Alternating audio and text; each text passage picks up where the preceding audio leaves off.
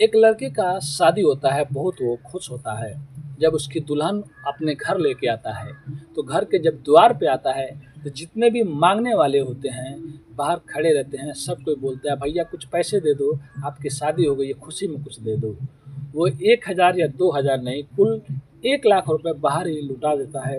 और लुटाने के बाद जब घर में जाता है, तो घर के लोग भी बहुत खुश होते हैं। लेकिन जब रात को 9 बजता है और अपनी बीवी के कमरे में जाता है, तो देखता है कि उसकी बीवी रो रही है और अपनी जितने भी सामान है रूम में सब इधर की उधर फेंक दी है।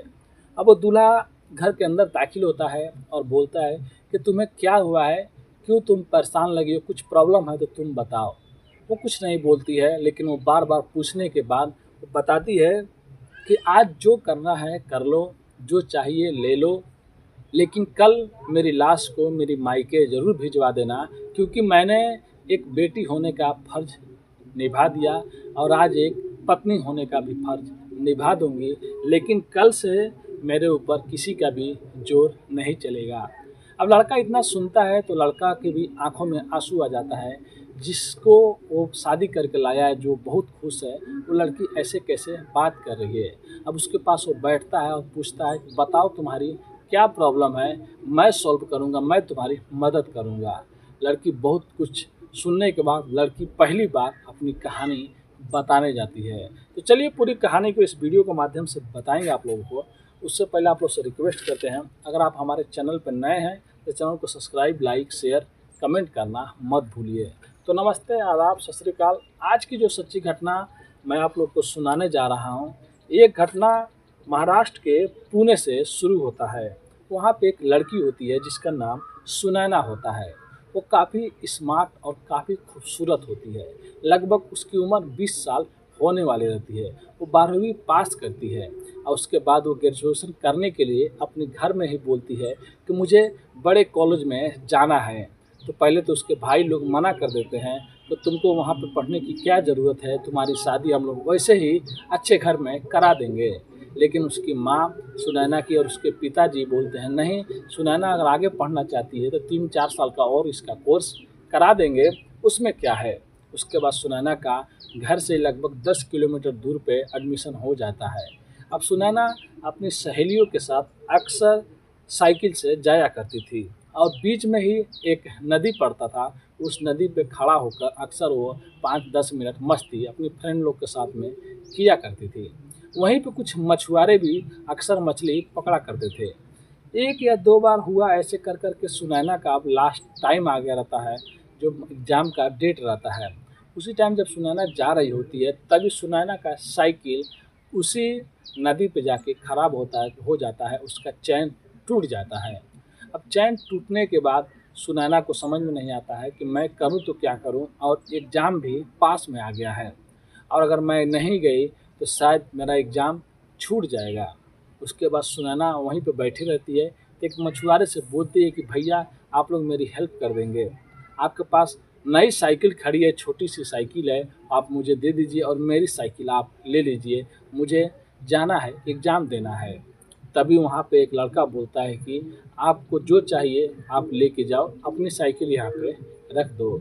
अब लड़की उसकी साइकिल लेती है और जाती है और एग्ज़ाम देने के बाद आती है तो बहुत खुश होती है और देखती है कि उसकी साइकिल भी वहाँ पे बन के खड़ी है। जो चैन टूटा रहता है वो चैन सही हो गया रहता है। अब सुनैना के साथ में जो लड़कियाँ रहती हैं, वो उस लड़के से नाम पूछती है।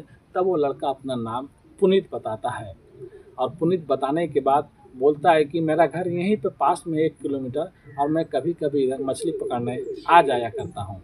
अब उसके बाद सुनैना अपनी साइकिल लेती है और वहाँ से वो चली जाती है। ऐसे कर करके 1 या 2 करके 2-3 महीना हो जाता है, एग्ज़ाम भी ख़त्म हो जाता है। अब सुनैना पास हो गई रहती है, तो एक दिन सुनैना अपने स्कूल में जिस दिन विदाई होता है अपने दोस्तों को मिठाई खिलाने जा रही होती है, तभी वो लड़का रास्ते में मिल जाता है और बोलता है कि मैडम जी क्या हुआ, आप पास हो गई या फेल हो गई, मैं तो आपके लिए हमेशा दुआ करता था कि आप पास हो जाओ। सुनैना मुस्कुराते हुए बोलती है, आप लोगों की आशीर्वाद है मैं पास हो गई और ये लीजिए मिठाई आप खा लीजिए, क्योंकि मैं स्कूल से जा रही हूँ, हम लोग की विदाई हो चुकी है। तब वहाँ से वो चली जाती है। और जब फिर कुछ महीनों बाद जब फिर से वो स्कूल जाने लगती है तो उस लड़के को देखती है, फिर एक दिन उससे बात करती है और ऐसे करते करते पुनीत और सुनैना में दोस्ती हो जाती है। अब सुनैना की जितनी भी सहेलियाँ होती हैं उन लोगों को भी मालूम पड़ जाता है इन दोनों के बारे में। तो वो लोग कभी कभी सुनैना को चिढ़ाने भी लगते थे कि क्या तुम पुनीत से प्यार करती हो। वो बोलती है नहीं, ऐसा कुछ नहीं है और हम लोग अच्छे दोस्त हैं।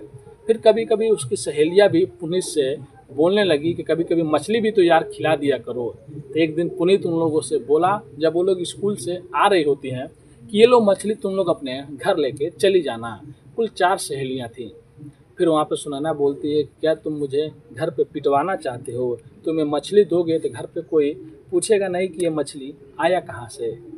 अब उसी में से उसकी एक सहेली बोलती है कि अगर मछली खिलाना है तो कभी पका के खिला दो, कभी भून के खिला दो। अब इतना बात सुनता है पुनीत बोलता है, ठीक है तुम लोग कल आओ, कल मैं तुम लोग की मछली भून के खिलाऊंगा। और जब अगले दिन वो लोग आते हैं और स्कूल जाते हैं और स्कूल से जब वो लौट रहे होते हैं तो देखते हैं कि 4 बड़ी बड़ी मछली पुनीत भून के रखा हुआ है और चारों सहेलियों को उन लोगों को देता है और सुनैना को भी देता है। वो लोग बैठ के वहाँ पे मछली खाते हैं और मछली खाने के बाद फिर से सुनैना उसके बारे में पूछती है तो बताता है कि मैं भी इंजीनियरिंग करता हूँ महाराष्ट्र से और मैं अपने घर पे आया हूँ, मैं जात का मल्लाह हूँ, तो कभी कभी मछली भी पकड़ने आ जाया करता हूँ। अब सुनैना ये सुनकर दंग हो जाती है, जो इंजीनियरिंग है वो मछली पकड़ने आ रहा है जिसको हम लोग मछली पकड़ने वाला समझ रही थी। अब सुनैना से उसका दोस्ती हो गया रहता है, फिर उसका वो नंबर ले लेती है, अक्सर उससे वो लोग बातें करने लगी। अब जो सुनैना की दोस्त रहती है वो लोग सुनैना को हंसाने लगी, चिढ़ाने लगी कि क्यों नहीं तुम इससे शादी कर लो। अब तो तुमको ये भी मालूम पड़ गया है कि ये मछुआरा नहीं, मछली पकड़ने वाला नहीं, एक इंजीनियर है, वो भी अपने स्कूल में टॉपर है। अब सुनैना और इन दोनों की बातें चल रही होती है, तभी कोई यहाँ से सुनैना के घर वालों को बता देता है। अब एक दिन जब सुनैना और पुनीत बात कर रहे होते हैं तभी सुनैना के गांव वाले और घर वाले आ जाते हैं और पुनीत को घेर लेते हैं और पुनीत को मारने लगते हैं और पुनीत को समझा देते हैं कि अक्सर इसके बाद तुम अगर बात करते हुए दिखाई दोगे तो तुम्हारे साथ में अच्छा नहीं होगा। अब पुनीत डर जाता है, फिर पुनीत 5-6 दिन 7 दिन नहीं आता है। उसके बाद एक दिन सुनैना और उसके दोस्त लोग फ़ोन करते हैं पुनीत को, बोलते हैं कि तुम डर क्यों रहे हो, तुम आओ मंदिर में, हम लोग शादी करा देंगे, उसके बाद जो होगा तुम देख लेना। पुनीत भी हौसला करता अपने दोस्तों के साथ पहुंचता है और उन लोगों की मंदिर में शादी हो जाती है। अब उसके बाद पुनीत उसको लेके जा रहा होता है, तभी अचानक पुलिस पहुंच जाती है और पुनीत को गिरफ्तार कर लेती है। और उसके बाद जो पुनीत के घर वाले थे वो बेचारे गरीब रहते हैं और इधर सुनैना के घर वाले पुलिस को पैसे देकर पुनीत को अंदर करवा देती है, कुछ उस पर झूठे आरोप लगवा देती है और सुनैना को भी इधर धमकी दे देते हैं, अगर तुम पुलिस के सामने कुछ और गवाही दोगी तो तुम्हारे पुनीत को उसी जेल में या अंदर करवा देंगे या उसे जान से मरवा देंगे। अब सुनैना बेचारी डर जाती है और उतने में ही इधर नासिक में सुनैना के एक अच्छे घर में शादी रिश्ता तय हो जाता है। और तय होने के बाद जब इसकी शादी लग जाती है और शादी होने के बाद जब सुनैना वहाँ से अपने घर नासिक चली जाती है, उसी दिन उससे पहले कुछ दिन पहले वो जो लड़का रहता है जिसका नाम पुनीत रहता है वो जेल से छूटा रहता है। अब इतना सब वो बताती है, तब जो लड़का रहता है जिससे सुनैना का शादी हुआ रहता है उसका नाम विक्रम रहता है। अब विक्रम ये जब सब बातें सुनता है कि सुनैना की ऑलरेडी शादी हो चुका है, वो भी एक पुनीत नाम के लड़के से, और इसका कोई भी गवाही नहीं है, क्या ये सही बोल रही है या झूठ बोल रही है। तब विक्रम पूछता है, ये बताओ तुम मेरे साथ में रहना चाहती हो कि उसके साथ में रहना चाहती हो। सुनैना बोलती है कि जो तुम चाहिए कर लो, जो तुमको करना है कर लो, लेकिन कल मेरी शक्ल तुम नहीं देखोगे, कल मैं दुनिया छोड़कर चले जाऊंगी। अब विक्रम बात करते करते सुबह के 4 बज गए होते हैं। अब विक्रम देख रहा है कि रो रही है और वो बोल रही है कि मैं कल का सूरज नहीं देखूंगी। विक्रम बोलता है तुम कुछ नहीं करना, मैं बस आधे घंटे में फिर से आता हूँ। अब सुनैना सोच में पड़ जाती है कि आखिर में हुआ तो बाहर क्या हुआ। अब विक्रम बाहर निकलता है और निकलने के बाद 20 मिनट बाद जब अंदर आता है उसके पीछे पीछे एक और शख्स भी चल रहा होता है। जब सुनैना उन लोगों को देखती है तो सुनैना की आंखें फटी रह जाती है। सुनैना रोने लगती है ज़ोर से और उसके कदमों में जाके गिर जाती है। वो कोई और नहीं पुनीत होता है, जो विक्रम के पीछे छिपा होता है। अब वो पुनीत के पैरों में गिरकर रोने लगती है और बोलती है, तुम कहाँ चले गए थे और तुम यहाँ पे कैसे आ गए। फिर सुनैना को ये लगता है शायद कोई ये साजिश हो और हम लोग को फंसाना चाहते होंगे। तब विक्रम बोलता है, यार तुम डरो नहीं और मैं तुमको सारी सच्चाई बताता हूँ। तुमने तो आधी सच्चाई बता दी, अब मैं तुमको सारी सच्चाई बताता हूँ। ये जो लड़का है जिसको तुम पुनीत बोल रही हो, ये हमारे स्कूल का नंबर 1 टॉपर इंजीनियर है और इंजीनियर बन चुका था, लेकिन छुट्टी थी तो ये घर पे गया था और ये इश्क लगाने लगा। और हम लोग को बताया भी था कि हम एक लड़की से लव करते हैं, उसका नाम सुनैना है, लेकिन हम लोगों ने उतना ध्यान नहीं दिया था। फिर तुम्हारे घर में इसके बाद इसको तुम्हारे घर वाले जेल में भिजवा दिए। फिर तुम्हारा रिश्ता लेके जब मेरे घर पे आए और शादी होने वाला था, तो शादी के कुछ दिन पहले पुनीत पता करते हुए यहाँ पे आ गया। सुनैना के दोस्त बता दिए कि इस गांव में उसका शादी लगा है। तो पुनीत को याद आया कि वहाँ पे तो मेरे दोस्त भी रहते हैं, लेकिन इत्तेफाक से दोस्त रहते हैं वहाँ पे और दोस्त ही वो लोग निकले। अब जैसे ही पुनीत उनके घर पे पहुँचता है तो कॉलेज के और भी दोस्त वहाँ पे जुट जाते हैं और पुनीत को पूछते हैं, यार तुम कहाँ था, तुम्हारा ऐसा हाल कैसे हो गया है। अब पुनीत बोलता है, विक्रम कहाँ है। तब उसके और भी जो 10-15 दोस्त रहते हैं वो लोग भी पुनीत के साथ में विक्रम के पास जाते हैं। और जब विक्रम देखता है तो पुनीत को गले लगाता है, बोलता है, यार इतने दिन बाद आया, तुमको मैं काट देना ही भूल गया था। उसके बाद पुनीत बोलता है, और सब ठीक है, तुम्हारी कहाँ शादी हो रही है। फिर जब ये सब बातें पूछ रहा होता है तो विक्रम गौर करता है कि पुनीत की आंखें नम हो रही है, वो कुछ छुपा रहा है। तब विक्रम और उसके दोस्त लोग बोलते हैं कि बताओ आखिर में बात क्या है। बहुत जोड़ देने के बाद पुनीत बताता है कि यार जिस लड़की से तुम्हारी शादी हो रही है वो मेरी कभी प्रेमिका हुआ करती थी और मेरी पत्नी भी थी। अब सब दोस्त दंग हो जाते हैं, लेकिन कुछ दोस्त वहाँ पे बताते हैं, हाँ पुनीत ने हम लोग को बताया था कि मैं एक लड़की से बात करता हूँ जिसका नाम सुनैना है। अब विक्रम सोच में पड़ जाता है। फिर विक्रम बोलता है, यार तुम्हारी दोस्ती पे सब चीज़ कुर्बान है। विक्रम के पिता जो रहते हैं वो एक एडवोकेट रहते हैं, वो भी आते हैं, उनकी मम्मी भी आती है, उनका बड़ा भाई भी, वो भी एक अच्छा खासा बिजनेसमैन होते हैं। वो लोग अच्छे परिवार से और बड़े खानदान से थे। वो लोग आते हैं और बोलते हैं कि तुम टॉपर हो और स्कूल में कॉलेज में हमारे बेटे का बहुत हेल्प किए हो और तुम्हारा नाम तो हर जगह हर कोई लेता है।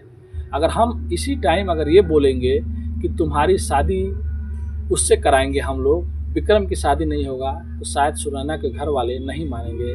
पहले तुम विक्रम और सुनैना की शादी हो जाने दो। जब सुनैना यहाँ पे आ जाएगी तो तुम पुनीत यहाँ से लेकर उसको चले जाना, और जो भी सुनैना के घर वाले आरोप लगाएंगे तो हम लोग देख लेंगे और मेरे पिताजी एडवोकेट है, वो केस भी लड़ लेंगे। क्योंकि सुनैना भी बालिग है, तुम भी बालिग हो, और बालिग अगर शादी कर ले तो कोई भी उनको अलग नहीं कर सकता, कोई भी ऐसे कानून नहीं बना है। फिर सुनैना विक्रम के पैरों में गिर के उससे भी माफ़ी मांगने लगती है और रोने लगती है, बोलती है तुम्हारा दिल बहुत बड़ा है। तभी वहाँ पे विक्रम के घर वाले भी आ जाते हैं और सुनैना को आशीर्वाद देते हैं और बोलते हैं कि इससे तुम शादी करो, इसको लेकर पुनीत तुम चले जाओ हमारे दिल्ली वाले घर में, और जो भी आएगा, विक्रम के पिता बोलते हैं कि मैं देख लूँगा, और जब यहाँ का सब चीज़ शांत हो जाएगा तो मैं तुमको वापस बुला लूँगा। इधर विक्रम भी रो रहा होता है, क्योंकि वो भी अपने दोस्त से पुनीत से बोलता है कि मैंने जिस लड़की को पहली बार पसंद किया, जिससे शादी करना चाहता था, वो तुम्हारी प्रेमिका निकली। चलो कोई बात नहीं। लेकिन जाते जाते सुनैना आती है और बोलती है कि देखना मेरे से अच्छी तुमकी लड़की मिलेगी और मैं खुद वो लड़की ढूंढ के लाऊंगी।